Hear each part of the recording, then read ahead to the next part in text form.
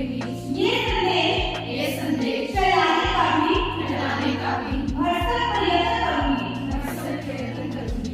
मैं ये शपथ अपने देश की एकता की भावना से ले रही हूँ, जिसे सरदार वल्लभ भाई पटेल की दूरदर्शिता एवं कार्य द्वारा संभव बनाया।